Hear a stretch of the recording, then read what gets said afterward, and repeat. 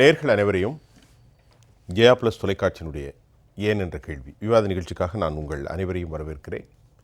இந்நிகழ்ச்சியில் துறை சார்ந்த ஆளுமைகளுடைய எண்ண ஓட்டங்களை இன்றைய தலைப்பில் மிக விரிவாக விவாதிப்பதற்கு இப்போ நம்ம பேசக்கூடிய தலைப்பு டெல்லியில் ஆட்சி பிடிப்பது யார். ரொம்ப எதிர்பார்ப்போடு கடந்த ஒரு 10-15 ஆண்டுகளுக்கு மேல் ஆட்சி இல்லாமல் நிலையில் காங்கிரஸ் கட்சிக்கு எதிராக ஆம் ஆத்மிக்கு எதிராக பாரதிய ஜனதா முனைப்பு காட்டி வருவதையும் விடாத கடும் போராட்டத்தில் ஆம் ஆத்மி ஈடுபட்டிருப்பதையும் நாம் பார்த்து கொண்டிருக்கிறோம். மிக முக்கியமாக டெல்லி என்றாலே நமக்கு நினைவு வருவது ஷீலா தீட்சித்துடைய முகத்தை நாம் மறந்துவிட முடியாது. சாஹிப் சிங் வர்மா, சுஷ்மா ஸ்வராஜ், மதன்லால் குரானா போன்ற ஆளுமைகளை கோலாட்சிய ஒரு மிகப்பெரிய ராஜ்யம். ஆனால் அன்னைக்கு இருந்த ஒரு ஆரோக்கியமான அரசியல் சூழல் இன்றைக்கு இல்லை. இன்றைக்கு வேறு வித அரசியல் களம் காணப்படுகின்றது. அதே நேரத்தில் சற்று முன்னர் வந்திருக்கக்கூடிய வாக்களிப்புக்கு பின்னான கருத்து கணிப்பில் இந்தியாவிலிருந்து ஊடகங்கள், வட இந்திய ஊடகங்கள், ஆங்கில ஊடகங்கள் வெளியிட்டிருக்கக்கூடிய கருத்து கணிப்புகள் பாரதிய ஜனதா எல்லா இடங்களிலும் முன்னணியில் இருப்பதாகவும், அநேகமாக சில கருத்து கணிப்புகளில் அவர்கள் 40 இடங்கள் வரை பெறலாம், அதற்கு மேலும் பெறலாம். இன்னும் சில கருத்து கணிப்புகளில் 25, அதாவது 25லேருந்து 29 CNN கருத்து கணிப்பு பாரதிய ஜனதா 40, காங்கிரஸ் கட்சி ஒரே ஒரு இடம் அல்லது 2 இப்படியெல்லாம் வந்திருக்கின்றது. உண்மையிலே இந்த எக்ஸிட் போரை தாண்டிய சில விவகாரங்களும் உண்டு. அது முடிவுகளுக்கு அப்போது தான் தெரியும். பாரதிய ஜனதா கால் வைக்கக்கூடிய இடங்களெல்லாம் வெற்றி பெற்று பெற வேண்டும் என்ற நுணுக்கமான வேலைகளை செய்ததாகவும் கூட நாம் களத்திலிருந்து செய்திகளை அறிக்க முடிந்தது. பூத்தில் அவர்கள் கண்காணிப்பு செய்தது, புதிய வாக்காளர்களை சேர்ப்பித்தது, பழையவர்களை, இறந்து போனவர்களை கவனமாக அவற்றிலிருந்து நீக்கியது, அந்தந்த மாநிலத்தினுடைய ஆளுமைகளை பாஜக அழைத்து வந்து அவர்களுக்கு ஆதரவாக பிரச்சாரத்தில் ஈடுபடுத்தியது. இப்படி பல யுக்திகள் இருந்ததாகவும், ஆனால் அதே நேரத்தில் ஆம் ஆத்மி கொஞ்சமும் சளைக்காத பிரச்சாரத்தை முன்னெடுத்தது. நிறைய பேச போகிறோம். இன்றைக்கி பேசுவதற்கு நமக்கு மிக முக்கியமாக டெல்லியுடைய இது ரொம்ப ரொம்ப முக்கியம். ஒரு அளவுகோலை எடுத்துக்கலாம். மூத்த பத்திரிகையாளர் மரியாதைக்குரிய திரு பிரியன் ஐயா அவர்கள் எம்மோடு இணைகிறார். பிரியன் சார் வணக்கம். காங்கிரஸ் கட்சியினுடைய செய்தி தொடர்பாளராக மூத்த ஆளுமை திரு முருகையன் அவர்களை நான் வரவேற்கின்றேன். வணக்கம். அதே போன்று தமிழக ஆம் ஆத்மி கட்சியினுடைய மகளிர் அணியுடைய செயலாளர் தோழர் ஸ்டெல்லா மேரி வணக்கம்மா. வணக்கம். எமது வெளிப்புற படப்பிடிப்பினோடு ரமேஷ் சேதுராமன் அவர்களும் இணைகிறார். ஐயா வணக்கம். ரமேஷ் சார், உங்கள்கிட்ட ஆரம்பிக்கின்றேன். இப்பொழுது வந்த எக்ஸிட் போலில் பாரதிய ஜனதா அனைத்து இடங்களிலும் முன்னணியில் இருக்கின்றது. சில இடங்களில் அந்த சராசரியாக ஒரு 2-3 சீட்டு டிஃப்ரெண்ட் இருந்தாலும் கூட பாஜக ஆட்சி பிடிக்கும் என்கின்ற சிக்னல்கள் நமக்கு வெளியாகி இருக்கின்றது. இன்று மாலை இப்பொழுது நாம் அமர்ந்திருக்கிற இந்த 7 மணி வேளையில் உங்களுடைய கருத்தை பதிவு செய்யுங்க. இல்ல, என்னை பொறுத்த வரைக்கும் நான் என்ன சொல்லுவேன் அப்படின்னாக்க, இது ஒரு க்ளோஸ் ரேஸ். ஆனா இதுல 60% அட்வான்டேஜ், 60% சீட்ல அட்வான்டேஜ் குறைந்தது 60% பாஜகவிற்கும் 40% அட்வான்டேஜ் ஆம் ஆத்மி கட்சிக்கும் இருக்கிறது அப்படிங்கிறது தான் கள நிலவரம். இதுல முக்கியமா நீங்க கவனிக்க வேண்டிய விஷயம் என்ன அப்படின்னாக்க, தொடர்ந்து இதுவரைக்கும் ஆம் ஆத்மி கட்சி பல முறை ஆட்சி அமைச்சிட்டாங்க அப்படின்னாலும் 3வது முறையாக இவங்க ஒரு முயற்சியை மேற்கொள்ளும் போது இதுல பிரச்சனை என்ன அப்படின்னு நீங்க பார்த்துக்க, நாங்கள் ஊழலுக்கு அப்பாற்பட்டவர்கள், நாங்கள் வெகுஜனத்தின் சாதாரண மனிதருக்கான ஒரு கட்சி என்று சொல்லிக்கொண்டு கட்சியை ஆரம்பித்தவர்கள் இன்று சாமானியராக இருக்கிறார்களாங்கிற ஒரு கேள்வி. அரவிந்த் கெஜ்ரிவால் அவர் தான் முதல்வர் முகம் என்று ஆம் ஆத்மி கட்சிக்கு, முதல்வர் மட்டுமல்ல தேசிய தலைமையின் முகம் என்று இருந்தவர். இன்னைக்கு அவர் முதலமைச்சரா ஊழல் குற்றச்சாட்டின் காரணமாக இருக்க முடியல.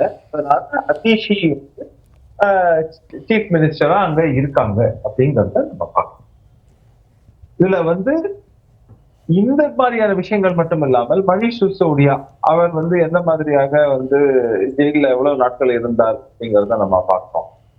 அதே மாதிரி டெல்லியை தாண்டி பஞ்சாபிலையும் ஆட்சியை பிடித்த ஆம் ஆத்மி கட்சி என்பது இன்னைக்கு எப்படி ஒரு இறங்கு முகத்தை சந்தித்து கொண்டிருக்கிறது அப்படிங்கிற விஷயங்கள்ல இருந்து எல்லாத்தையும் நம்ம தொடர்ந்து பார்த்து கொண்டிருக்கிறோம். ஒரு ஆன்டி இன்கம்பன்சி இருக்கு அப்படிங்கிறதுனால இந்த முறை தங்கள் ஆட்சி அதிகாரத்தை இழப்பதற்கான பெரும் வாய்ப்பு ஆம் ஆத்மி கட்சி இருக்கிறது அப்படிங்கிறது தான் விஷயம்.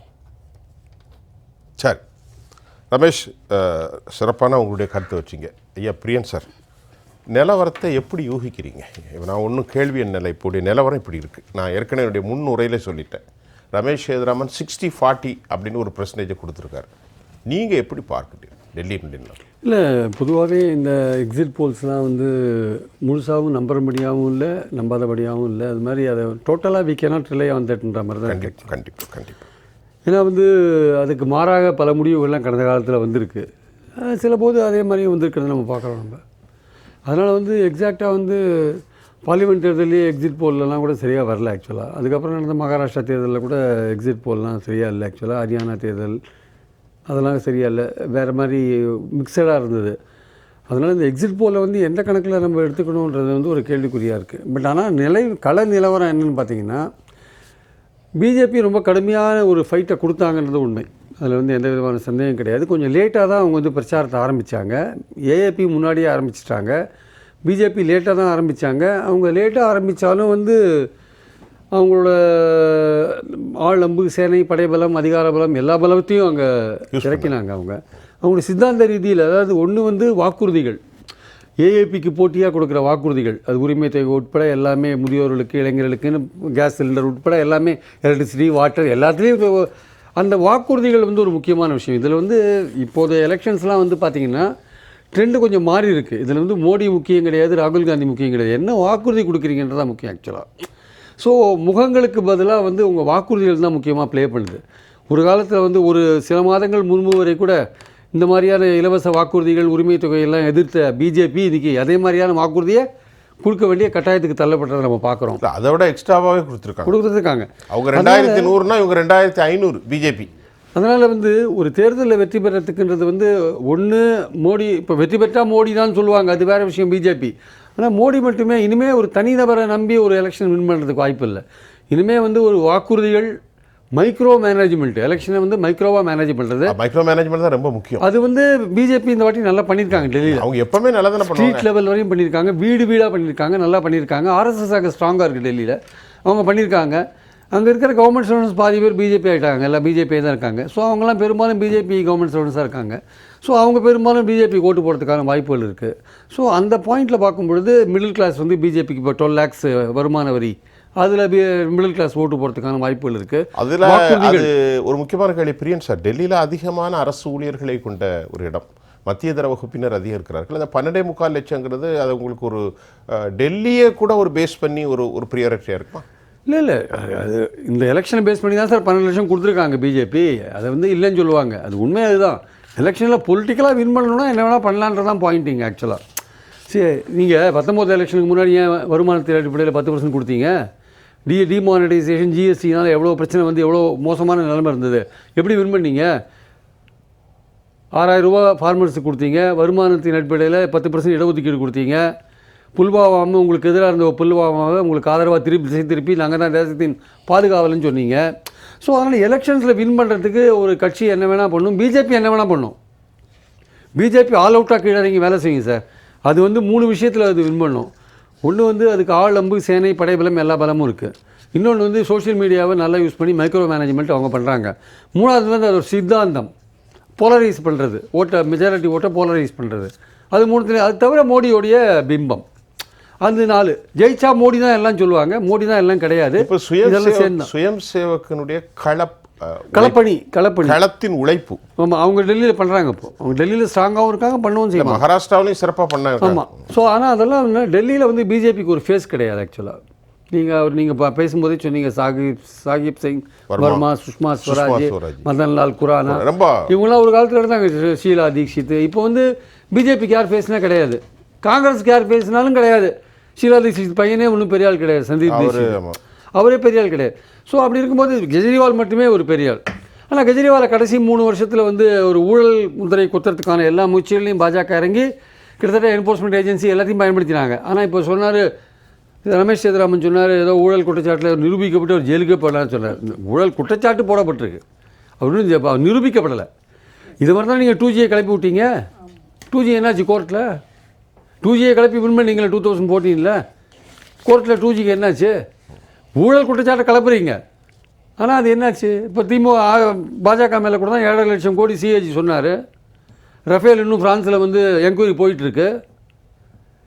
எலக்ட்ரல் பாண்ட் மாதிரி ஒரு மோசமான ஒரு விஷயம் உலகத்திலே கிடையாதுன்னு சுப்ரீம் கோர்ட்டே சொல்லியிருக்காங்க. அது பிரியன் சார்ட்ட ஒரு கேள்வி.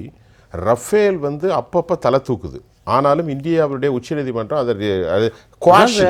அந்த இல்ல இப்போ சிஏஜி ரிப்போர்ட் 7.5 லட்சம் நிதின் கட்காரி துறை சொன்னாங்க. ஆனால் பாரதிய ஜனதா ஒரு விஷயத்தை பூம் பண்ணி மக்கள்கிட்ட கொண்டு சேர்க்கிற அதே தன்மை எதிர்கட்சிகிட்ட இல்லையோ? இவங்க பிரிஞ்சு கிடக்காங்க. இவங்க பிரிஞ்சு கிடக்காங்க. பிரச்சார யுக்தி இல்லையே. இவங்க பிரிஞ்சு கிடக்காங்க சார். இவங்களுக்குள்ள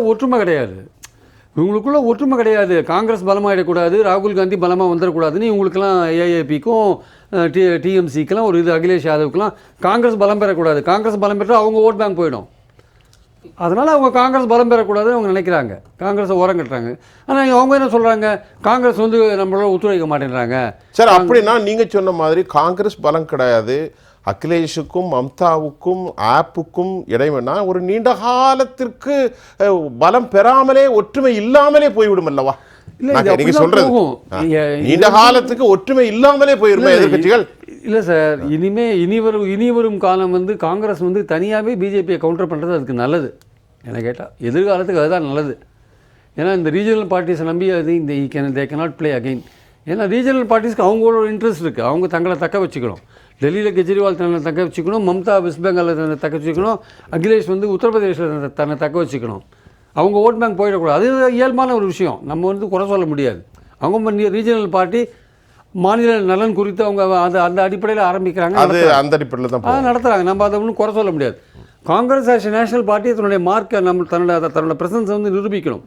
ஸோ இந்த மாதிரி எதிர்கட்சிகள் பிரிஞ்சு கிடக்கிறது வந்து பிஜேபிக்கு சௌரியமான விஷயம். இப்போ பல தொகுதியில் பார்த்தீங்கன்னா காங்கிரஸ் ஓட்டை பிரிச்சதுனால இப்போ ஏஏபி தோற்றுருக்கிறத நீங்கள் பார்க்கலாம்.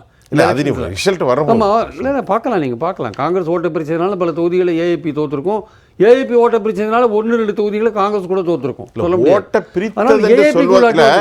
ஓட்டை பிரித்தன்னு சொல்ல முடியாது. ஏன்னா காங்கிரஸினுடைய ஆப்புங்கிற ஒரு கட்சி உருவாக்கும் முன்னாடி டெல்லி காங்கிரஸுடைய இடம். ஆக இவர்கள் தனித்து நின்றதால் சொல்லணும், ஓட்டை பிரிச்சு நம்ம சொல்ல முடியாது. இல்லை சார், அவங்களுக்கு காங்கிரஸோடைய ஓட் பேங்க் தான் ஏஏபிக்கு ஷிஃப்ட் ஆச்சு கொஞ்சம். பிஜேபி ஓட் பேங்க் அப்படியே தான் இருக்குது. அதனால தான் நான் சொல்ல வரேன். கரெக்ட். பட் ஆனால் அடிப்படையான விஷயம் என்னன்னு, அது அவங்களுக்கு ஒரு ப்ளஸ் பாயிண்ட் தான். பிஜேபி ஓட் பேங்க் எங்கேயுமே போகும். பிஜேபி ஓட் பேங்க் போகல சார், அது அவங்ககிட்ட தான் இருக்குது.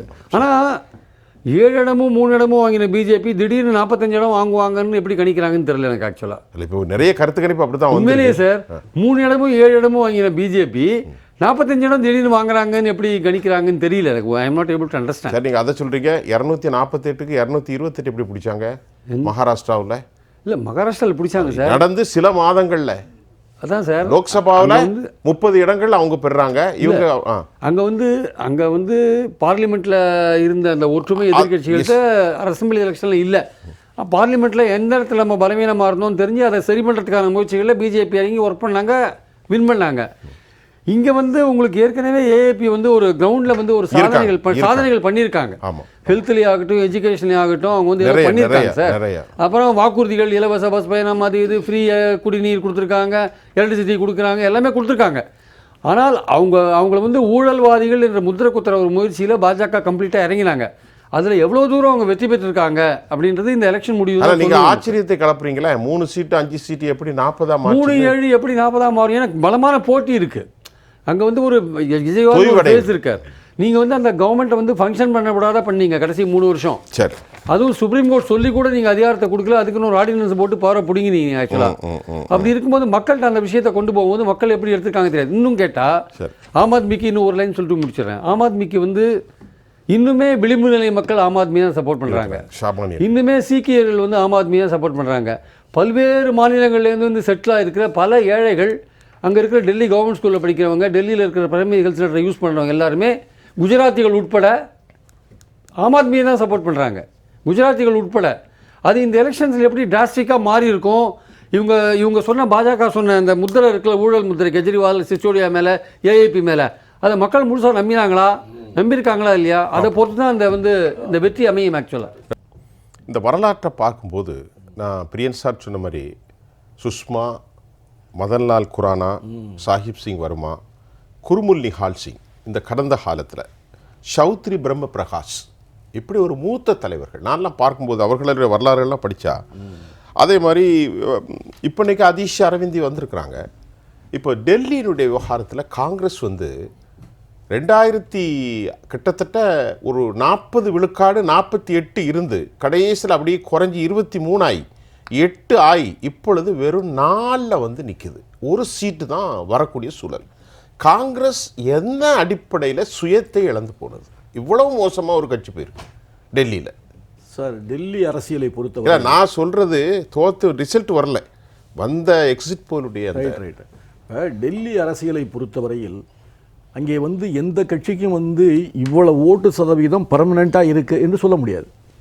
அது பிஜேபிக்கு வேணால் ஆர்எஸ்எஸ் ஓட்டு வங்கி ஒரு குறிப்பிட்டது இருக்கும். இப்போது அந்த இவர் சுஷ்மா ஸ்வராஜ் ஆளுகிற வரையில் இந்தியா முழுவதும் பிஜேபி வளர்வதற்கு முன்னாலேயே ஆட்சியை பிடித்த இடம் பிஜேபி டெல்லி தான். சுஷ்மா ஸ்வராஜ் ஆட்சி நடத்துகிற வரையில் அவங்க தான் இங்கே ஆட்சியில் இருந்தாங்க. அதுக்கப்புறம் அதை தோற்கடித்து ஷீலா தீட்சித் வந்த பிறகு யாராலையும் எந்த குற்றமும் சொல்ல முடியாத அளவுக்கு ஒரு சிறந்த ஆட்சியை, நல்ல ஆட்சியை தீட்சித் அவர்கள், ஷீலா அவர்கள் நடத்தினார்கள். 15 வருஷம் நடத்தினார்கள். மிக சிறந்த ஆட்சியை நடத்தினார்கள். அப்பொழுது பிஜேபி எந்த குறையும் சொல்ல முடியாமல் இருந்த அந்த சூழ்நிலையில் அண்ணா ஹசாரே என்பவரை உட்கார வச்சு 2G அது இதுன்னு காங்கிரஸ் மேலே பல்வேறுபட்ட ஊழல் குற்றச்சாட்டுகளை சொல்லி ஊழலை ஒழிக்க வந்த ஒரு பெரிய தர்மவான்கள் போல அவர் அங்கே ஒரு நாடகத்தை நடத்தினார். அதுக்கு வலதுகரமாக இருந்தவர் அரவிந்த் கெஜ்ரிவால். அப்படி இருந்ததுனால ஏதோ இவர்கள்லாம் உத்தமர் போல் தெரியுது. இவர் இப்பொழுது அரசியல் உள்ளே வந்திருக்கிறார், சரி இவர் நல்லா படித்தவர், ஒரு ஐசிஎஸ் படித்தவர், இவரை நம்ம ஆட்சிக்கு கொண்டு வந்தோம்னா காங்கிரஸ் ஷீலா தீட்சித் செய்ததை விட சிறந்த ஆட்சியை கொடுப்பார் என்று மக்கள் நம்பினார்கள். காங்கிரஸுக்கென்று இருந்த 10 தொகுதியில் இஸ்லாமிய ஓட்டுகள் அதிகமாக வெற்றியை நிர்ணயிக்கக்கூடிய ஓட்டுகள், ஒரு 12 தொகுதியில் ஷெட்யூல்டு காஸ்ட் எஸ்சி மக்கள் வெற்றியை நிர்ணயிக்கக்கூடிய தொகுதிகள். இப்படி இருந்த தொகுதி அந்த மக்கள் எல்லாம், எங்களுக்கு ஆதரவாக இருந்த மக்கள் எல்லாம் அப்படியே பிறண்டு உடனே ஆம் ஆத்மி இவரை விட சிறந்த ஆட்சியை கொடுப்பார் என்று நம்பினார்கள், ஓட்டு போட்டார்கள், அவர்கள் வெற்றி அடைந்தார்கள். அங்க இல்லையே, பஞ்சாப்லயே உங்களுக்கு எதிராக தானே ஓட்டு போட்டாங்க. எங்க ஓட்டு சொல்றீங்க, அதான் எங்க பஞ்சாப்ல வெற்றி பெற்றாங்கல்ல. ஆமா, எங்க ஓட்டு தான் அப்படியே திரும்பி ஆம் ஆத்மி. குஜராத்லயே உங்க ஓட்டுல ஒரு 13% வாங்கிட்டாங்களே. அதான் இல்லைன்னு சொல்லல. அவங்க டெல்லியில் ஆட்சிக்கு வந்த உடனே இந்த 300 யூனிட் மின்சாரம் ஃப்ரீ, இந்த தண்ணீர் கொடுப்பதில் ஒரு பெரிய நல்லது செஞ்சது, அது மாதிரி 1-2 விஷயங்கள் அவங்க செஞ்சுருக்காங்க, நான் இல்லைன்னு சொல்ல முடியாது. அது மக்களை கொஞ்சம் ஈர்க்கக்கூடிய அளவுக்கு 1-2 நல்ல காரியங்களை செய்தனால்தான், முதல் தடவை செய்ததுனால்தான் 2வது முறை அவர்கள் வெற்றி பெற்று வந்தார்கள். எங்களுடைய ஓட்டு வங்கி அப்படியே மாறியது. எந்த ஊழலை கண்டித்து உண்ணாவிரதம் இருந்து மக்களுடைய கவனத்தை ஈர்த்து ஆட்சி பொறுப்புக்கு அரவிந்த் கெஜ்ரிவால் வந்தாரோ அவர் மீதே இன்றைக்கு இது ஊழல் வழக்கு குற்றச்சாட்டில் அவர் போனார், மணிஷ் சிசோடியா போனார், இன்னொருத்தர் 3 பேர் முக்கியஸ்தர்கள் சிறைக்கு அனுப்பப்பட்டார்கள். இப்பொழுது என்ன தெரியுமா, இப்போ இவர் அரவிந்த் கெஜ்ரிவால் சிறைக்கு போய் ஓராண்டு காலம் தண்டனை அனுபவித்ததில் அந்த மக்கள் உண்மையிலேயே அவர் ஊழல் செய்திருப்பார் என்று அந்த மக்கள் நம்பி அரவிந்த் கெஜ்ரிவால் வேண்டாம், எந்த அடிப்படையில் ரொம்ப உத்தமமான மனிதர் என்று நாம் எலெக்ட் பண்ணமோ அவரே அவர் மேலே குற்றச்சாட்டு சாட்டி சிறைக்கு போயிருக்கிறார். அவர் மீது ஊழல் குற்றச்சாட்டு இருப்பதை பிஜேபி சொல்லுவதை அந்த டெல்லி மக்கள் நம்பி இருப்பார்களே, ஆனால் அவர்கள் அரவிந்த் கெஜ்ரிவாலுக்கு ஓட்டு போட விரும்ப மாட்டார்கள். அவர்கள் பிஜேபிக்கு ஓட்டு போடலாம், அல்லது மீண்டும் காங்கிரஸுக்கே நம்ம ஓட்டு போடுவோம், எங்களுக்கும் ஓட்டு போடுறதுக்கு வாய்ப்பு இருக்கிறது. ஆனால் ஒரு கால் அவரை தேவையில்லாமல் ஒரு குற்றம் செய்யாத ஒரு மனிதனை உள்ளே போட்டு வாட்டி வதைத்து அனுப்பியிருக்கிறார்கள் என்று அந்த மக்கள் சிந்திப்பார்களே ஆனால், நினைப்பார்களே ஆனால், முடிவுக்கு வருவார்களே ஆனால், அவர்கள் நிச்சயமாக பிஜேபிக்கு ஓட்டு போட வாய்ப்பில்லை. மீண்டும் அரவிந்த் கெஜ்ரிவால் அவர் பட்ட துன்பத்துக்கு பரிசாக அவருக்கே மீண்டும் ஓட்டு போடுவதற்கு வாய்ப்பு இருக்குது. இதையெல்லாம் தாண்டி இந்த 2 பேருமே நமக்கு வேண்டாம், ஷீலாஜித் நடத்தின அரசே நமக்கு போதுமானது, அதுவே சிறந்த ஆட்சி, நாம் காங்கிரஸை நாம் கை கழுவது நல்லதல்ல, இந்த நாட்டுக்கு நல்லதல்ல, எனவே காங்கிரஸுக்கு மீண்டும் நாம் ஓட்டு போட்டு அவர்களை முன்னுக்கு கொண்டு வருவோம் என்று நினைப்பதற்கு வாய்ப்பு உண்டு. இந்த நாட்டினுடைய இளம் தலைவரான ராகுல் காந்தியினுடைய கரத்தை இது போன்ற ஒவ்வொரு சட்டமன்ற தேர்தலில் நாம் தோற்கடித்து அவரை வீணாக்குவதை விட அவரை இந்த நாட்டினுடைய தலைவராக, இந்த நாட்டின் பிரதமராக கொண்டு வர வேண்டும் என்று கனவோடு டெல்லி மக்கள் ஒரு கால் நாம் இது முதல் படியாக எடுத்து வைப்போம். டெல்லி தேர்தலில் காங்கிரஸை வெற்றி பெற வைத்து இதை ஒரு முதல் படியாக எடுத்து வைத்து ராகுல் காந்தியின் கரத்தை நாம் வலுப்படுத்துவது நம்முடைய கடமை என்று அவர்கள் நினைப்பார்களே, ஆனால் காங்கிரசுக்கு ஓரளவு ஓட்டு போடுவதற்கு வாய்ப்பு இருக்கு. முருகன் ஐயா, நீங்க பேசுற ஒரு சிறந்த சொற்பொழிவா நான் யூகிக்கிறேன். ஏன்னா இருக்கலாம், இப்போ இல்ல நம்பிக்கை தான், இல்ல எனக்குள்ள நம்பிக்கை. நீங்க நம்புறது உங்களுடைய இது. ஒரு காங்கிரஸ் கட்சியினுடைய செய்தி தொடர்பாளர் பேசுறது தப்பு இல்ல. வந்த முடிவுகள் என்னவோ ஒரே ஒரு சீட்டு தான் சொல்லுது. இல்ல ஒரு கணிப்பு 8 இல்ல, ஒரு கணிப்பு 8 இடம் சொல்லுது. கருத்து கணிப்பு தான். ஆமா, கருத்து கணிப்பு தான். கருத்து கணிப்பு எப்போதும் கணிப்பு. ஆனாலும் கூட 70 இடத்துல ஒரு இடம் வந்தா கூட இவ்வளவு நம்பிக்கையா உட்கார்ந்து பேசுறீங்க பாருங்க. நம்பிக்கை தான் சார். டெல்லி, இதே டெல்லி மக்கள் தான் 3 முறை காங்கிரஸ் பேர் இயக்கத்துக்கு வாக்களித்து தொடர்ந்து ஆட்சி ஆண்டோம் இல்லையா? அப்ப இந்த மக்கள் எங்க காங்கிரஸ் கட்சியினுடைய அடிப்படை தொண்டர்கள் அல்ல, எல்லோருமே ஒரு குறிப்பிட்ட பேர் தான் காங்கிரஸ் தொண்டர், மத்தெல்லாம் மக்கள் ஓட்டு போட்டு தானே வந்தோம். அந்த மக்கள் அப்படியே ஆம் ஆத்மி பக்கம், தலித் மக்களா இருக்கட்டும் அல்லது இஸ்லாமிய மக்களா இருக்கட்டும், கிறிஸ்தவ மக்களா இருக்கட்டும், எங்களுக்கு முழுமையான ஓட்டளிக்கக்கூடிய இந்த 3 பிரிவு மக்கள் அப்படியே ஆம் ஆத்மி. இங்க பாருங்க, 10 தொகுதியும் ஆம் ஆத்மி ஜெயிச்சிருக்கு. போன தேர்தலில் 10 இஸ்லாமிய தொகுதி, அது 10லயும் ஆம் ஆத்மி. அடுத்தபடியாக 12 இடங்கள் எஸ்சி தொகுதி, அவங்க நினைத்தா வெற்றி பெற வைக்க முடியும். அந்த தொகுதியிலும் ஆம் ஆத்மி தான் ஜெயிச்சிருக்கு. நாங்கள் ஒரு இடம் கூட இங்கே வரல. அதெல்லாம் நினைச்சு பார்த்து தான் எப்படி எங்களை புறக்கணித்து விட்டு எங்களை விட சிறந்த ஆட்சியை ஆம் ஆத்மி கொடுக்கும் என்று, ஊழலற்ற ஆட்சியை கொடுக்கும் என்று நம்பி வாக்களித்தார்களோ, அதே மக்கள் இவங்களை விட காங்கிரஸே பரவாயில்லடா, அவங்க 15 ஆண்டு காலத்தில் எந்த குற்றச்சாட்டுக்கு ஆளாம அந்த ஆட்சி நடத்தியது, எனவே அவர்களுக்கே நாம் மீண்டும் அந்த வாய்ப்பை கொடுப்போம் என்று மக்கள் நினைத்து விட்டால், ஒரே ஒரு நிமிடம் மக்கள் சிந்தித்தால் அவர்கள் வருவதற்கு வாய்ப்பு இருக்கு. முருகன் சார், எக்ஸிட் போல வெளிவந்து 7 மணிக்கு பேசுறேன், அப்பவும் நீங்க நம்புறீங்க, நல்லதான் இருங்க. இப்போ நம்மோடு தோழர் ஆம் ஆத்மியுடைய தமிழ்நாடு மகளிர் அணியுடைய செயலாளர் ஸ்டெல்லா மேரியம்மா பிரச்சாரத்துக்கு போயிட்டு ஜெயா டிவியினுடைய எங்களோடு பேசக்கூடிய ஒரு வாய்ப்பு. 54.3, 56.7, அதற்கு பிறகு நீங்கள் 70 இடங்களில் 67 இடங்களை, 62 இடங்களை, அதுக்கப்புறம் 2015 27, 28 இடங்களை பெற்றீங்க. இவ்வளோ பெரிய வெற்றி விட்டு உங்களுடைய ஆட்சியினுடைய சிறப்புகள் சொல்லப்பட்டது. ஸ்கூலை நல்லா பண்ணுறாங்க, மொஹல்லா கிளினிக் நல்லா இருக்குது, ரிக்ஷாக்காரர்களுக்கெல்லாம் நிறைய உதவி செய்கிறாங்க, அப்படியெல்லாம் ஒரு எக்ஸ்பெக்டேஷன் இருந்தது. ஆனாலும் எந்த ஊழலுக்கு எதிராக அண்ணா ஹசாரே யோகேந்திர யாதவோடு 2013 தேசிய அளவில் ஒரு ட்ரமெண்டஸ் எஃபெக்ட், வியக்கத்தகு ஒரு மாற்றத்தை உருவாக்கினார்களோ, அதே ஆம் ஆத்மி இப்போ பார்த்தீங்கன்னா சிசோடியா, சத்யேந்திர ஜெயின், உங்கள் சஞ்சய் சிங்கு, கெஜ்ரிவால் சொல்லி இப்போ ஃபோக்கஸ் பண்ணி இவர்கள்லாம் ஊழல்வாதிகள் அப்படின்னு கொண்டு வந்துட்டாங்க. நேரம் எதுக்கு எதிராக நீங்கள் வந்தீங்களோ அதுதான் நீங்கள் சொல்லுங்க. 4வது முறையாக இந்த தேர்தலை ஆம் ஆத்மி கட்சி எதிர்கொள்ளுது. 2012 கட்சி ஆரம்பிச்சு இன்னைக்கு 2025, 13 வருட காலங்களில் 4வது முறையாக அரியணையில் ஆம் ஆத்மியை மக்கள் அமர வைக்க போகிறாங்க. மறுபடியும் சிம்மாசனத்தில் துடைப்பம் அமர போகுது அப்படிங்கிறதுல உறுதி. துடைப்போம் கண்டிப்பாக. இது ஏன் இப்போ நீங்கள் சொன்னீங்க, முருகையன் சாரும் சொன்னாங்க, அவங்க ஊழலுக்கு எதிராக இன்னைக்கு அவங்க மேலே ஒரு சாயம் இந்த மாதிரி பூசப்பட்டுருச்சு அப்படின்னு. நம்ம பிரியன் சார் கூட சொன்னாங்க, குற்றம் சாட்டினார்களே தவிர குற்றவாளி என்பது நிரூபிக்கப்படவில்லை. ஏன்னா ரமேஷ் மாதிரி சார் மாதிரி உள்ளவங்க, நான் பிஜேபி இந்த களத்துக்கு வரலையேன்னு சொல்லி நான் நினைச்சிட்டு இருந்தேன். கடைசியில் ரமேஷ் சார் வந்திருக்கிறாங்க போல. ரமேஷ் சார் ஒரு அரசியல் விமர்சகர். அவர் அரசியல் விமர்சகர்னா எல்லாத்தையும் கலந்து பேசக்கூடிய ஒரு நடுநிலையாக பேசியிருந்தாங்கன்னா நான் இந்த வார்த்தையை நான் சொல்ல வேண்டிய அவசியம் இங்கே இருந்திருக்காது.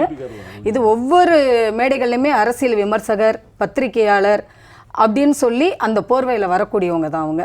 ஓகே, அதுக்குள்ளே அதாவது ஆம் ஆத்மி கட்சி இந்த 13 வயது குழந்தையை அவங்க செய்யக்கூடிய மக்கள் நலனை, அதாவது இலவசத்தை கொடுத்துட்டாங்க, இலவசத்தை கொடுத்து மக்களை இது பண்ணுறாங்கன்னு.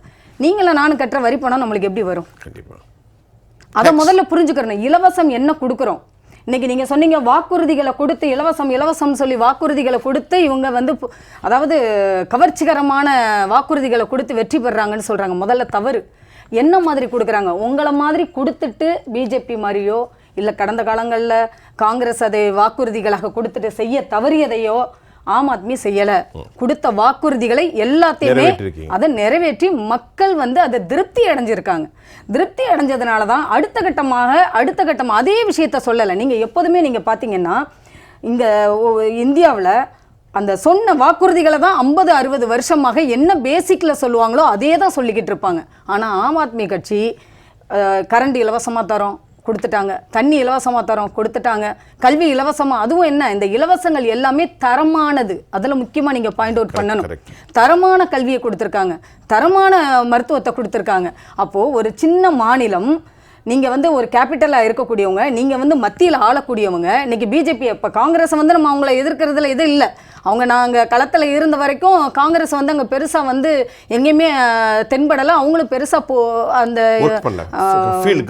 பிரச்சாரத்தை வந்து பெருசாக எதிர்கொள்கிறத நம்ம முன்னெடுக்கலை. அதை பார்த்தோம் நம்ம மக்கள். நாங்கள் அங்கே களத்தில் போகும்போது நாங்கள் ஆம் ஆத்மியாகவோ இல்லை ஆம் ஆத்மியாக இல்லாமல் நாங்கள் தமிழ்நாட்டிலேருந்து வந்திருக்கோம் அப்படின்னு சொல்லும்போது மக்கள் சொன்ன ஒரே ஒரு வார்த்தை, நீங்கள் இங்கே வந்து பிரச்சாரம் பண்ணாலும் பண்ணலைனாலும் நாங்கள் அரவிந்த் கெஜ்ரிவாலுக்கு ஆம் ஆத்மிக்கு தான் போட போகிறோம். நீங்கள் சொன்னீங்க அவர் மேலே வந்து, அதாவது அவர் மேலே ஊழல் குற்றச்சாட்டு சாட்டியவர்கள் எங்களுடைய முக்கியமான தலைவர்கள். சத்யேந்தர் ஜெயின் என்பவர் யாருன்னா 1.5 லட்சம் ரூபாயில் அந்த மொஹலா கிளினிக் ஒன்று வந்து பண்ணி கொடுத்தவர். 1.5 லட்சம் ரூபாய் செலவில். இதுவே பிஜேபி கிட்ட கொடுத்துருந்தா ஒன்றும் இல்லை. ஒரு சின்ன உதாரணத்துக்கு மோர்பி பாலம்னு ஒன்று கட்டினாங்க. எத்தனை கோடி கணக்கில் அதுக்கு செலவு பண்ணுறேன்னு சொல்லி கணக்கு காமிச்சிட்டு கட்டின மறுநாளே எத்தனை பேர் இறந்து போயிட்டாங்க தரம் இல்லாமல். இதை தான் மக்கள் வந்து எல்லாத்தையுமே முன்ன மாதிரி கிடையாது. குஜராத்தில் இன்னைக்கு மக்கள் இதை வச்சிருக்காங்க கையில். யார் என்ன செஞ்சாலும் இதில் வந்துடும். இடைவேளைக்கு அப்புறம் உங்கள்ட்ட சில கேள்விகள் இருக்குது. அப்படி இருங்க. நீங்கள் ரொம்ப ஒரு ஆதங்கத்தோடு உங்கள் கட்சிக்குடைய வெற்றியை உறுதிப்படுத்துறீங்க. ஆனால் நம்ம தகவல்கள் இப்பொழுது கொஞ்சம் மாற்றமாக வருது. அதை பற்றி 2 கேள்வி. செல்லமேரியம்மா, இப்போ இந்த முடிவுகள் இல்லை இந்த மாதிரி வந்திருக்குத பாரதிய ஜனதா திரு பிரியன் சார் ஒரு கேள்வி எழுப்புனாங்க. எப்படிப்பா 3 நாள் 40 ஆகுது அப்படின்னு கேட்குறாரு கேள்விகளை. இது நீங்கள் வந்து உங்களுக்கு ஒரு பெரிய ஒருவேளை இந்த முடிவுகள் வந்தால் ஒருவேளை ஸ்மைட் பி இருக்கலாம், இல்லாமல் இருக்கலாம். நீங்கள் இடையில இவ்வளவு செஞ்சுருக்கீங்களா நீங்கள் சொல்கிறீங்களா? இல்லை, நீங்கள் இடையில பேசும்போது கூட நான் அதை குறுக்கிட்டு சொல்லணும்னு நினச்சேன். அதாவது 2015 வந்து இதே மாதிரி தான் ஒரு எக்ஸிட் போல் வந்தது. 2015 ரெண்டாவது முறையாக போட்டி போடும்போது. முதல்ல காங்கிரஸோட கூட்டணியில் இருந்தீங்க. 2013 அது கூட்டணியில் இருந்தது. அப்போ இதே தான் சொன்னாங்க. 60 சீட்டுகளை வந்து பிஜேபி வந்து பெறப்போகுது, ஆம் ஆத்மி 1-2 சீட்டுகளை தான் பிடிக்க போகுது அப்படின்னாங்க. கடைசியில் 3 சீட்டுகள் பிஜேபிக்கும் 67 சீட்டு வந்து ஆம் ஆத்மிக்கும் கிடைச்சது. இதில் என்னென்னா, நீங்கள் தோழர் சொல்லும்போது சொன்னாங்க பிஜேபிக்குன்னு ஒரு ஓட் பேங்க் இருக்குது அப்படின்னு. அப்போ அந்த ஓட் பேங்க்னு இருந்திருந்தா 62 சீட்டு 67 சீட்டு வரும்போது அந்த ஓட் பேங்க் வந்து இருக்குதுங்கிறத நம்ம கான்ஃபிடென்ட்டாக சொல்ல முடியாது இல்லையா? இன்னொன்று, அரவிந்த் கெஜ்ரிவால் மேலே அந்த குற்றம் சாட்டப்பட்டது என்னென்னா, அவருடைய ஆட்சியில் எந்த குறையவும் இவங்களால் சொல்ல முடியலை.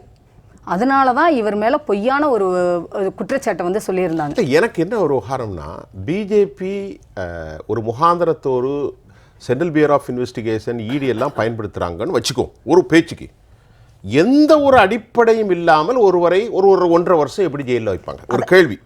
கவிதா எப்படி இருந்தாங்கன்னா, இப்போ விஜய் நம்முடைய திராவிட முன்னேற்ற கழகம் அதுக்கு பிரச்சனை இல்லை, எப்பொழுதும் எல்லாரும் 1 வருஷம் இருப்பாங்க. அது ஒரு கட்சி அப்படி தான் போயிட்டு இருக்கு. செந்தில் பாலாஜி 1 வருஷம் இருந்தாருன்னா அர்த்தம் இருக்கு, விட்டுருங்க. அது அந்த கட்சியினுடைய வரலாறு அப்படி. ஆனால் அரவிந்த் கெஜ்ரிவால் உங்க கட்சியில் சிசோடியாவை எப்படி வச்சாங்க, சஞ்சய் சிங் எப்படி வச்சாங்க, கெஜ்ரிவாலை விட்டுருங்க. இது எனக்கு எப்படி உண்மையே இல்லாம எப்படி கோர்ட்ல வைக்க முடியும்?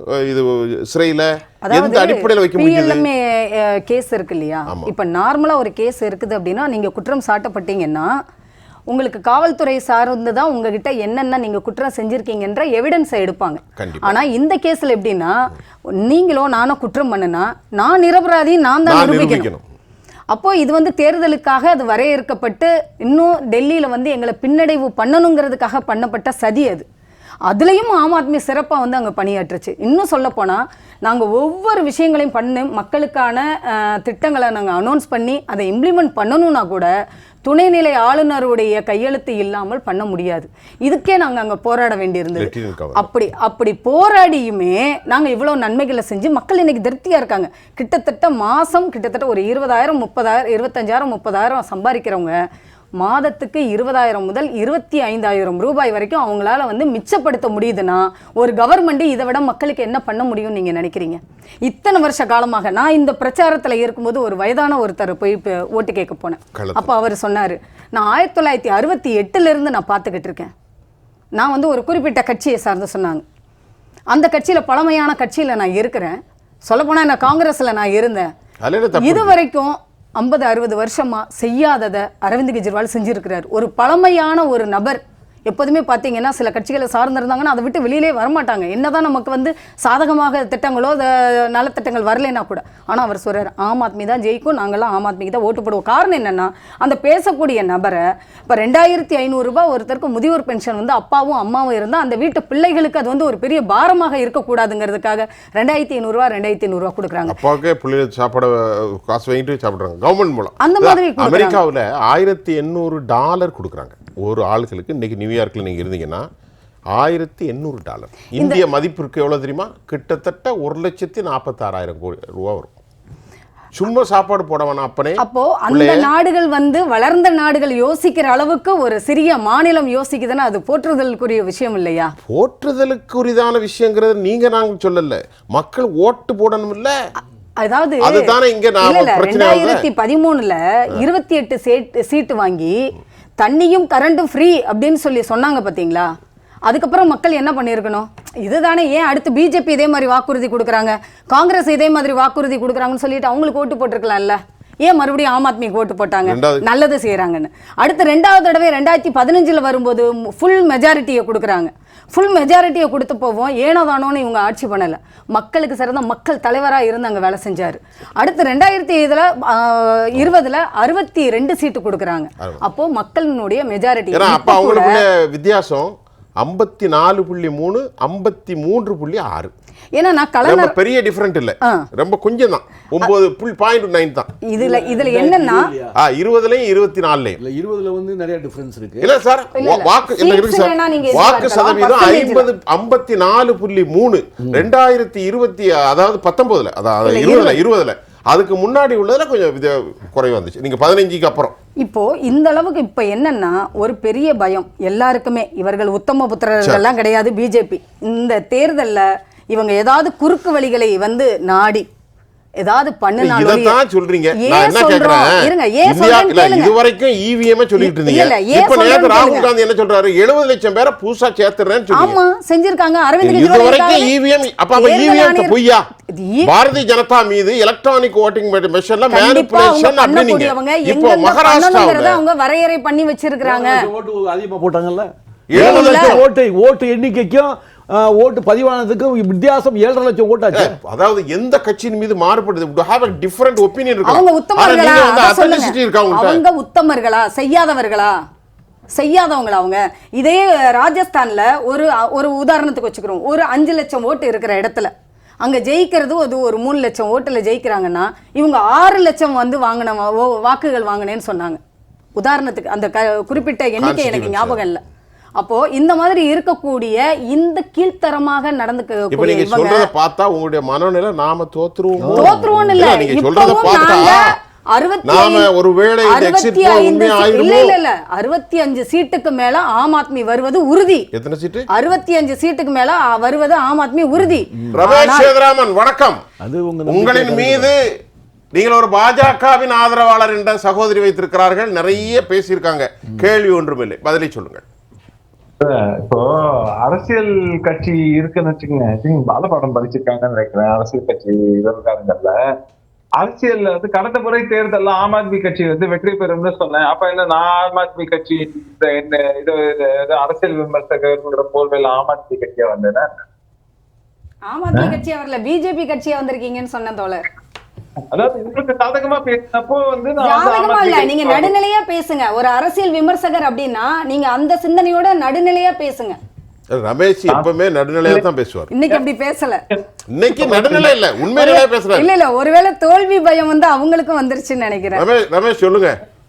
வரணும். அதாவது என்ன சொன்னேன், அதாவது முதல் விஷயம் வந்து ஐயா முருகையன் அவர்கள் வந்து சொல்லும்போது சொன்னார், காங்கிரஸ் அது என்னதான் வீக்கானா கூட அது வந்து ஓட முடியாத, எழுந்து கூட நடக்க முடியாத ஒரு நிலைமையில் இருப்பவர் வந்து உசேன் போல்ட் போல் ஓடுவேன் இந்த இதுல அப்படின்ற மாதிரி போட்டியில நாளைக்கு ஓடுவேன் அப்படின்னு சொல்ற மாதிரி இருக்கு காங்கிரஸ் நிலைமை. அது என்னைக்கு காங்கிரஸ் வந்து தங்களோட ஓட் பேங்க, ஷீலா தீக்ஷித் அம்மையா இருந்தப்போ ஓட் பேங்க முதல்ல வந்து ஆம் ஆத்மி கட்சி பாஜக வந்துடக்கூடாதுன்னு டிரான்ஸ்பர் பண்ணாங்களோ, அன்னியிலிருந்து டெல்லியை பொறுத்த வரைக்கும் காங்கிரஸ் வீக் ஆக ஆரம்பிச்சதுன்னு பாக்குறோம்.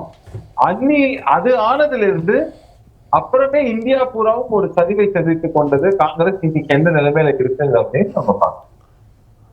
அதனால இந்த தேர்தலை பொறுத்த வரைக்கும் Congress has become a non-entity. வயசாகி போயிட்டாலும் 53ல இருந்து மறுபடியும் 100க்கு வந்துட்டோம் சார். 52ல இருந்து 100க்கு வந்திருக்கோம்ல. வந்திருக்கீங்க, கீழே போயிட்டு இருக்க மாட்டோம்ல. வயசாகி போயிட்டனாலும் கூட கீழே போயிட்டு இருக்க மாட்டோம்ல. எழுந்து கொஞ்சம் நடக்கிறோம்ல. ஐயா ஒரு நிமிஷம், இந்த தேர்தலை பொறுத்தவரை டெல்லி தேர்தலை பத்தி பேசுறோம், நான் அந்த விஷயத்தை பத்தி நான் சொல்றேன், அவ்வளவுதான். ரெண்டாவது முக்கியமான விஷயம், ஆம் ஆத்மி கட்சி தவறு சொன்னாங்க. இப்போ இந்த வாட்டி கூடுதலா இவங்களை ஓட்டர்ஸ் ஆட் பண்றாங்க. நான் என்ன கேட்கிறேன், ஓட்டர் வெரிஃபிகேஷன் இருக்கு, ப்ராசஸ் இருக்கு, விடுபட்டு போனாங்கன்னா அதை சரி செய்யறதுக்கும் ஒரு வாய்ப்பு இருக்குன்றது நீங்க முகாம்கள் மூலமா பண்ணலாங்கிறதுக்கு உதாரணம் இருக்கு. அதை பண்ணாம இல்ல கூடுதலா சேர்த்திருக்காங்கன்னா இது போலி வாக்காளர்களாக இருந்தா அதுக்கான கரெக்டிவ் மெஷர்ஸ் ஏன் எடுக்காம இருந்தாங்க? இவங்க எல்லாத்துலயும் மூணாவது விஷயம், இவங்க எலெக்ஷன் இவிஎம் பத்தி குறை சொல்ல போறாங்க. தோழர் கொஞ்சம் குறுக்கிடுறதுக்கு மன்னிக்கணும். 2 மாசத்துக்கு முன்னாடியே எங்களுடைய அரவிந்த் கெஜ்ரிவால் அவர்கள் தேர்தல் ஆணையருக்கு லெட்டர் எழுதிட்டாங்க, இந்த மாதிரி நடந்துட்டு இருக்குன்னு. இப்போ கூட தேர்தலில் நான் என்ன கேட்குறேன்னா, குறுக்கு வழியில எப்போதுமே செய்யாதீங்க. மக்களுக்கு நல்லது செய்ய வந்தோன்னா நேர்மையா நீங்களும் நல்லது செய்யுங்க. உங்களுக்கும் அந்த களம் இருக்கு. நீங்க ஆட்சியில இருந்தாலும் வரிப்பணம் உங்களுக்கு தான் வரப்போகுது. எந்த ஆட்சி இருந்தாலும் வரிப்பணம் அந்த ஆட்சிக்கு தான், அந்த கட்சிக்கு தான் வரப்போகுது. அப்ப ஏன் மக்களுக்கு செய்ய மாட்டேங்கிறீங்க? அப்ப செய்யறவங்கள இப்போ வரைக்கும் ஜங்புராங்கிற ஒரு தொகுதியில மணிஷ் சிசோடியா நிக்கிறாரு. அந்த தொகுதியில கத்தி குத்து வரைக்கும் நடக்குது. இந்த மாதிரி கலவரமான ஒவ்வொரு இதையும் இதே மாதிரி ஏதாவது ஒரு வகையில கலைக்கிறதே பிஜேபியினுடைய வேலையா இருக்கு. இதை வந்து அந்த காவல்துறை வேடிக்கை பார்த்துக்கிட்டு இருக்கு. பெண்கள் வரைக்கும் தாக்குனாங்க. என்ன இருக்குன்னா, கடந்த காலங்கள்ல கல்லறி சம்பவம் டெல்லியில எந்த மாதிரியான ஒரு பதட்டம் ஆம் ஆத்மி பண்ணிச்சா கல்லறி? ஆம் ஆத்மியினுடைய முகமா நீங்க ஆம் ஆத்மியை குறை சொல்ல வைக்கணும், ஆட்சி பொறுப்பேற்றோம்னா திட்டமிட்ட செயல் அது. ஒரு நிமிஷம் நீங்க இடைமறித்தது வந்து நான் நாகரிகமா உங்களுக்கு அளவும் பண்ணேன். அதனால இருக்கும் பயப்படக்கூடாது. நீங்க வந்து அது கொஞ்சம் பண்ணீங்கன்னா நல்லா இருக்கும். ஏன்னா நான் வந்து ஒரு ஆரோக்கியமான விவாதம் இருக்கணும் அப்படின்னு ஆசைப்படுறேன். அதாவது கடந்த காலங்கள்ல எந்த மாதிரியான பிரச்சனைகளை எல்லாம் வந்து டெல்லியில வந்து அரங்கேறியதுங்கிறதெல்லாமும் பார்த்துருக்கோம். ஐபி ஆபீசர்கள் கொலை செய்யப்பட்டாங்க அப்படிங்கறதுல இருந்து ஆரம்பிச்சு பல விஷயங்களை நம்ம வந்து ஆம் ஆத்மி ஆட்சியில் இருந்த நடைபெற்றதுலாம் சரி, அதை விட்டுருவோம். இன்னைக்கு அந்த மாதிரி இல்லை அப்படின்னு வச்சுப்போம். ஆனா எல்லாம் சொன்னாங்க, இவங்க வந்து நாங்க வந்து இருக்கக்கூடிய பள்ளிகளை எல்லாம் வந்து தரத்தை வந்து இன்க்ரீஸ் பண்ணிட்டோம், அதிஷியா பொறுப்பா இருந்தாங்க அப்படிங்கிற கடந்த காலத்துல சொல்ல. அதே மாதிரி வந்து மொஹல்லா கிளினிக் ஒரு சில விஷயங்கள் நல்லா பண்ணாங்கிறதுனால தான் அவங்க தொடர்ந்து ஆட்சியில வந்தாங்க. ஆனா மக்கள் கிட்ட அடுத்தடுத்த கட்டத்திற்கான எதிர்பார்ப்புகள் இருக்குங்கிறத நீங்க நம்பணும். மக்களுடைய வந்து ஊழலற்ற அப்படின்னு சொல்லக்கூடிய முகத்திரைங்கிறது வந்து மக்களிடையே தெரிவிக்கப்பட்டிருக்கிறது அப்படிங்கிறது ரெண்டாவது டெல்லியை பொறுத்த வரைக்கும் இப்போ பாஜக அப்படின்னா ஆன்டி இன்கம்பன்சி 3 டேர்ம் இருந்திருக்காங்க. அதுக்கான ஒரு எக்கத்துங்கிறது பிராக்டிக்கலா ஒத்துக்கணும்.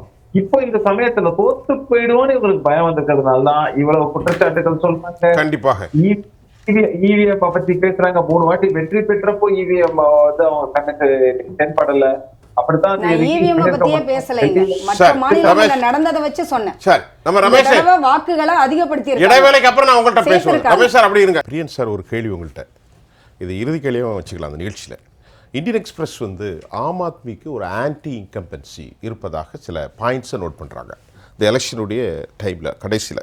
என்ன ஆம் ஆத்மிக்கு இவ்வளோ செஞ்சிருந்தா பின்னடைவு? நம்முடைய சகோதரி ஸ்டெல்லா மேரி அம்மா சொன்னதை அது பரவாயில்ல. அதை தாண்டி டெல்லியிலுடைய இறுக்கமான சுற்றுப்புற சூழல்கள், குப்பைகள், மோசமான சாலைகள், நெருக்கடி நிறைந்த டிராஃபிக். கடந்த ஆண்டு ஆம் ஆத்மி வாக்குறுதிகளில் யமுனையை நாங்கள் சுத்தம் செய்வோம்னு சொன்னோம், அதெல்லாம் செய்யப்படலை. டெல்லியை லண்டன் போன்றும் பாரிஸ் போன்றும் மாற்றுவோம் என்று சொன்னார்கள், அதுவும் செய்யப்படலை. யாருக்கு இலவசம் வேண்டும் என்ற குரல்கள் அங்கிருந்து வருகிறது. இந்தியன் எக்ஸ்பிரஸினுடைய இந்த களப்பதிவை நான் உங்கள்கிட்ட ஒரு கேள்வி கேட்குறேன். இல்லை, அதாவது வந்து 15-20 வந்து அவங்க செய்ய முடிஞ்சது இருக்குல்ல, அது வந்து 2025 வந்து அவங்களால செய்ய முடியல. ஏன்னா மத்திய அரசு வந்து எல்ஜி மூலமாக பலவிதமான பிரச்சனைகள் அவங்க பண்ணியிருக்காங்க. இப்போ காஷ்மீர்லேயே அப்படி தான் பண்ண போகிறாங்க. ஜம்மு அண்ட் காஷ்மீரில் உமர் அப்துல்லா ஏன் வந்து ஓரளவுக்கு பிஜேபியை பற்றி அடக்கி வாசிக்கிறார், பேச மாட்டேங்கிறாரு? அங்கே காரியம் நடக்காது. இல்லாட்டி எல்ஜி அங்கே ஒரு முனிசிபாலிட்டி மாதிரி நடத்துகிறாங்க சார். ஒரு எலெக்டட் கவர்மெண்ட்டை ஒரு ஜஸ்ட்டு பஞ்சாயத்து மாதிரி நடத்தியிருந்தாங்கன்னா எல்ஜி தலையிட்டு இருந்தாருன்னா என்ன பண்ண முடியும் சொல்லுங்கள்? இங்கே ஃபுல் ஃப்ளெட்ஜ்டு ஸ்டேட் கவர்மெண்ட்லேயே வந்து இந்த கவர்னர் என்ன பாடுபடுத்துகிறாரு? அங்கே எல்ஜிக்கு வந்து ஈக்குவலான ஒரு இது இருக்குது. ஆனால் மக்களால் தேர்ந்தெடுக்கப்பட்ட அரசோட முடிவுகளை வந்து எல்ஜி ஏற்றுக்கொள்ளணுன்றது ஒரு அடிப்படையான விஷயம். ஆனால் யூனியன் டெரிட்டரி அல்லது எல்ஜின்றவர் வந்து என்ன பண்ணுறாரு, அங்கே போலீஸ் பவர்ஸ் கிடையாது யாருக்கு, ஏஏபிக்கு. லேண்டு பவர்ஸ் கிடையாது ஏஏபிக்கு. அப்படி இருந்துமே வந்து அவங்க வந்து எல்லா விஷயத்துக்குமே வந்து லேண்டு முக்கியம், சட்டம் ஒழுங்கை வந்து பாதுகாக்க வேண்டியது பாஜக பொறுப்பு, பாஜக அரசோட பொறுப்பு. அதில் ஏதாவது பிரச்சனைனா அது ஏஏபி மேலே தான் போகும். சாதாரண மக்களுக்கு வந்து இது தெரியாது. கவர்மெண்ட் வந்து ஏஏபி தான் நடத்துறாங்க. 2020 ஷாஹின்பாங் கலவரம் நடக்குது. வடக்கு டெல்லியில் 52 பேர் படுகொலை செய்யப்படுகிறார்கள். ஆம் ஆத்மி மௌனியாக இருக்கிறார்கள். அப்போ என்னையான்னு கேட்டால் எங்கள் கையில் போலீஸ் இல்லை. போலீஸ் அவங்க கையில் இல்லைன்றது உண்மை. அதனால சட்டம் ஒழுங்குக்கு வந்து இன்சார்ஜ் யாருன்னு பார்த்தீங்கன்னா மத்திய அரசு தான் இன்சார்ஜ். அமித்ஷா தான் அதுக்கு இன்சார்ஜ். ஆக்சுவலாக அந்த சட்டம் ஒழுங்கு டெல்லியில் கெட்டு போச்சுன்னா அது வந்து காரணம் அவங்க தான், மத்திய அரசு தான். ஆனால் காமன் மேனுக்கு வந்து அது புரியாது. அவன் வந்து டெல்லியோட முதலமைச்சர், அதாவது ஆம் ஆத்மி தானே கவர்மெண்ட் நடத்துது, அவங்க தான் பொறுப்புன்னு வச்சுருப்பாங்க. ஸோ இதில் வந்து இந்த கேப்பில் வந்து பிஜேபி விளையாடுவாங்க. அது ஏஏபி மேலே பழிய போடுவாங்க. அதே மாதிரி ஒரு திட்டத்தை போடுறதுனா லேண்டு முக்கியம். இந்த லேண்டை நீங்கள் ஒரு சென்ட் லேண்டை நீங்கள் வாங்க முடியாது.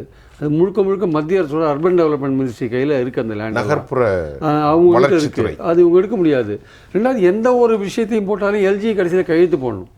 ஒரு பியூனை ட்ரான்ஸ்ஃபர் பண்ணுறதுனால எல்ஜி கையெழுத்து போடணும்.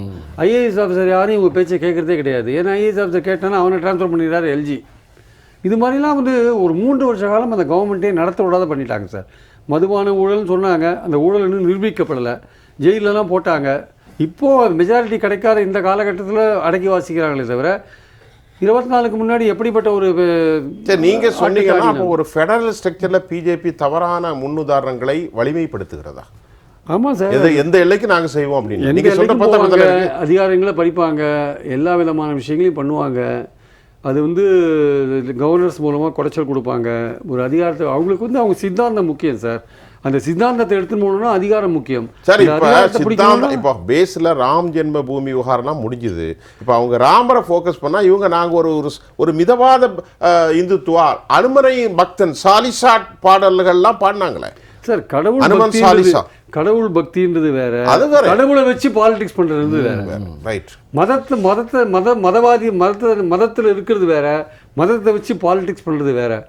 உங்க ஓட்டை பிடிங்கி, உங்க தாலியை பிடிங்கி முஸ்லீம்களுக்கு கொடுத்துருவாங்க, உங்க தங்கத்தை பிடிங்கி முஸ்லீம்களுக்கு கொடுத்துருவாங்க, உங்க எலும்பு மாட்டை பிடிங்கி முஸ்லீம்களுக்கு கொடுத்துருவாங்க சொன்னா அது மத பிளவுவாத அரசியல், மதத்தை பயன்படுத்தி அரசியல். பிரைம் மினிஸ்டரே பேசுறாரு, அதுக்கு என்ன சொல்றீங்க? ஸோ இதனால வந்து அவங்க சித்தாந்தத்தை பரப்பணும். இதை இந்து ராஷ்டிராவை மாற்றணும்னா சித்தாந்தத்தை பரப்பணும், சித்தாந்தத்தை பரப்பணும்னா அதிகாரத்தை பிடிக்கணும், அதிகாரத்தை பிடிக்கணும்னா என்ன வேணா செய்யணும். அதுதான் அடிப்படையான சாதனைகள் செய்து வெற்றி பெறுவதை விட டெல்லியில் வந்து அவங்களுக்கு ஆட்சியை பிடிக்கணுன்றது 28 வருஷம் அவங்க ஆட்சியை விட்டு ஆயிடுத்து. அவங்களுக்கு 93 47% ஓட்டு வச்சுருந்தாங்க. 20 வந்து அவங்க ஓட் பர்சன்டேஜ் 38 குறைஞ்சி போச்சு. ஆக்சுவலாக ஒரு 7-8% வாங்கினாங்கன்னா ஆட்சியை பிடிக்கிறதுக்கான வாய்ப்புகள் இருக்குது. அதை வாங்குவாங்களா இல்லையான்றதை பொறுத்து இருந்தால் எக்ஸிட் போல முடியும். நாம் வந்து ஒரு கன்க்ளூட் முடிவாக சொல்ல முடியாது. நான் சொன்ன மாதிரி இல்லை, நான் சொன்ன மாதிரி பாஜக வந்து கீழே ஒரு அசுரத்தனமான வேலைகளை கீழே செஞ்சுருக்காங்க. அதோட பலன் கிடைச்சாலும் கிடைக்கலாம், மாறி போனாலும் போகலாம். முருகன் சார் சுருக்கமாக நிறைவு கருத்து. டெல்லியை பொறுத்தவரையில் பாதி அதிகாரம் வந்து அந்த மாநிலத்தை ஆளுகின்ற கட்சிக்கும், பாதி அதிகாரம் மத்தியில் யார் ஆட்சியில் இருந்தாலும் அவர்கள் கையில் இருப்பதனால் இவர்கள் என்னதான் செய்தாலும் கூட சில சாதனைகளை முறியடிப்பதற்கு அவங்க வந்து குறுக்கு வழியில் என்ன வேணாலும் மத்திய அரசாங்கம் கையில் வைத்திருக்கிற அதிகாரத்தை வைத்து என்ன வேணாலும் செய்யலாம். அதில் வந்து இதையெல்லாம் மக்கள் சிந்தித்து தான் ஓட்டு போடுகிறார்களா இல்லை என்று சொன்னால் அவர்கள் செஞ்ச தப்புக்கு ஆம் ஆத்மி என்னையா செய்யும் அப்படின்னு நினச்சி இல்லை நம்ம ஆம் ஆத்மிக்கு ஓட்டு போடுவோம்னு நினைக்கிற மக்கள் எவ்வளோ பேர் இருப்பாங்க. எதா இருந்தாலும் இவங்க தான் பொறுப்பு, இவங்க தான் அதை காப்பாற்றி இருக்கணும், ஏன் விட்டாங்க அப்படின்னு நினச்சி ஓட்டு போடாமல் இருக்கிறது உண்டு. பார்க்கலாம் மக்கள் என்ன சிந்திக்கிறார்கள். எங்களை பொறுத்தவரையில் மீண்டும் மக்கள் விழித்து எங்கள் மீது ஒரு கண் வைப்பார்கள் என்று நம்புகிறோம். நாங்கள் ஆட்சியில் இருந்த எங்களை ரொம்ப குறைத்து ஒரு 4-5% கொண்டாந்துட்டாங்க. அது எங்களுக்கு இழைக்கப்பட்ட மிகப்பெரிய தீங்கு. நாங்கள் 15 ஆண்டு காலம் செய்த சேவைக்கு எங்களுக்கு மக்கள் கொடுத்த மிகப்பெரிய தாழ்வான பரிசு. அதிலிருந்து அவர்கள் திருந்தி மீண்டும் எங்களுக்கு ஒரு 10 இடமாவது, நான் குறைஞ்சது ஆட்சிக்கு பிடிக்கிறோமோ இல்லையோ, ஒரு 10 இடமாவது எங்களுக்கு கொடுத்தால்தான் மக்கள் நியாயமாக சிந்தித்திருப்பார்கள் என்று நான் நினைப்பேன். இல்லை என்றால் எங்களுக்கு தொடர்ந்து இந்த மக்கள் தீங்கிழைத்தால் அதனுடைய பாவத்தை, அதனுடைய விளைவுகளை மக்கள் தான் சிந்திக்க வேண்டியிருக்கும். பார்க்கலாம். அம்மா கடைசி நிறைவு கருத்து. இத்தனை மாநிலத்தில் பிஜேபி ஆண்டுட்டு இருந்தாலும் சில இடத்துல எல்லாம் ரெண்டு மத்தியிலையும் மாநிலத்திலையும் அவங்க தான் இரட்டை சர்க்காராக இருக்கிறாங்க. ஆனால் டெல்லியில் மட்டும் இவங்களால முடியலையே. இது என்ன பண்ணுறதுன்னு அவங்களால முடியல, தெரியல. மக்கள் களத்தில் என்ன பேசுகிறாங்கன்னா, நீங்கள் சொன்ன மாதிரி அவர் ஊழல் குற்றச்சாட்டில் போனாரே, நாங்கள் இப்படி போகிறது, அதெல்லாம் யாரும் பேசலை. அதெல்லாம் பொய்யுங்கிறத மக்கள் உணர்ந்திருக்காங்க. மக்களுக்கு சிசோடியா மீது சஞ்சய் சிங் யார் மேலேயும் எந்த மக்கள் நம்புறாங்க. புனையப்பட்டதுங்கிறது பக்காவாக நம்புறாங்க. அதை பற்றி அவங்க பேசுறதே இல்லை. அவங்க சொல்றது என்னன்னா, எங்களுக்கு ஒரு நல்ல ஆட்சியை கொடுத்துருக்காங்க. இன்னும் பெண்கள் சொல்றது எங்களுக்கு பாதுகாப்பாக இருக்கு. பிஜேபி பெண்களுக்கு எவ்வளவு கேவலமான பாதுகாப்பா கொடுப்பாங்கன்னு நல்லாவே தெரியும். பாதுகாப்பு நீங்க எப்படி கொடுப்பீங்க? போலீஸ் தான் உங்கள்ட்ட இல்லையா? அதாவது பாதுகாப்புனா எப்படின்னா, சிசிடிவி கேமரா எல்லா இடத்துலயும், அதாவது போலீஸ் எங்க கிட்ட கிடையாது, அமித்ஷாவுடைய கையில தான் இருக்கு. எல்லா இடத்துலயும் அந்த செலவுகள் பாருங்க. ஏன்னா 2015 பிஜேபி அங்க போட்டியிடும் போது இதே நரேந்திர மோடி அவர்கள் சொன்னது என்ன தெரியுமா? அடுத்த தடவை வரும்போது அடுத்த ஆட்சி ஜெயிச்சு யார் வந்தாலும் அவங்க வருவாங்கன்னு நினைச்சிட்டு அவங்க சொன்னது அதை போலீஸை அவங்க கை இதில் தான் கொடுக்க போகிறோம், ஒப்படைக்க போகிறோம் அப்படின்னு சொல்லி அதை மாநிலமாக இது பண்ண போகிறோம், யூனியனாக இல்லாமல் தனித்த மாநிலமாக அனௌன்ஸ் பண்ண போகிறோம்லாம் சொன்னார் இவர். ஆனால் ஆம் ஆத்மி ஜெயிச்சோன்னா அதெல்லாம் காற்றுல பறந்துடுச்சு. இன்னும் கலவரம் இல்லாத ஒரு டெல்லி வேணும் அப்படிங்கிறதையும் டெல்லி மக்கள் விரும்புகிறாங்க. எங்களுக்கு நிம்மதியாக இருக்கும், பாதுகாப்பாக இருக்கும், எங்களுக்கு வேணுங்கிறது கிடைக்கிது. ஏன்னா 5000 ரூபா 6000 ரூபா வாடகை கட்டினவன் கரண்ட் பில்லு அதை விட ஜாஸ்தி கட்டணும் 2013க்கு முன்னாடி. ஆனால் அதெல்லாம் மக்கள் விரும்புகிறாங்க. இன்னும் அடுத்தடுத்து வேற விஷயங்களை அனௌன்ஸ் பண்ணிகிட்டே போகிறாங்க மக்களுக்கு அப்படின்னா அதெல்லாம் நிறைவு பெற்றிருக்கிறாங்க. எதையும் வாய் வார்த்தையாக சொல்லலை, செயலில் காமிச்சிட்டு இருக்காங்க, அதை நடைமுறைப்படுத்துகிறாங்க. மக்கள் பயன்படுத்தி திருப்தியாக இருக்காங்க. இந்த கலவரம் இல்லாத நிம்மதியான வாழக்கூடிய டெல்லி மக்கள் கண்டிப்பாக மீண்டும் ஆம் ஆத்மியை 4வது முறையாக தொடப்பத்தை அரியணையில் ஏற்ற போகிறாங்க.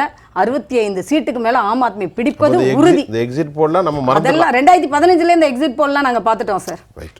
ரமேஷ் சார், இடையில உங்கள்கிட்ட கேள்வி கேட்கும்போது ஒரு நிமிஷம் எடுத்துக்கிடுங்க நிறைய கருத்தை. தொடக்கம் தேஞ்சு போயிருக்கு அவ்வளவுதான். அதனால தேஞ்சு வரும் அப்படின்னு வேணா பார்க்கலாம். கடைசியா என்னன்னாக்கா இவங்க எல்லாம் அவங்க தன்னம்பிக்கையை பாராட்டலாம். அதுவும் முருகையன் சார் தன்னம்பிக்கை பாராட்டலாம். சார் உங்களுக்கு வாழ்த்து சொல்றாரு சார்.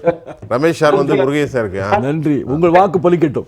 இல்ல இவ்வளவு விஷயங்களை பண்ணியும் நீங்க எல்லாம் நம்பிக்கையோட நீங்க பேசுறீங்க பாருங்க. பேசும்போது பாத்தீங்கன்னாக்கா ஆம் ஆத்மி கட்சி அவங்க ரொம்ப ஒரு தன்னம்பிக்கையோட இருக்காங்க. ஆனா இந்த வாட்டி நிலைமை வேறங்கிறத புரிஞ்சுக்கலாங்கிறது தான் ப்ராப்ளமே. அதனால எல்லாத்தையும் வீணடிக்கிறவங்க எல்லாத்தையும் தடுக்கிறவங்க எதிர்பார்க்கலாமா? நேயர்களே, இப்ப இந்த மும்முனை போட்டியில் யாருக்கு அரியணை என்ற தலைப்பு நாம டெல்லி சட்டமன்ற தேர்தலில் பார்த்தோம். டெல்லியில ஒரு மிகப்பெரிய ஒரு அரசு இருக்க வேண்டும் என்று ஆளுபவர்கள் தங்களுக்கு ஒரு பெரிய கௌரவ பிரச்சனையாகத்தான் பார்ப்பார்கள்.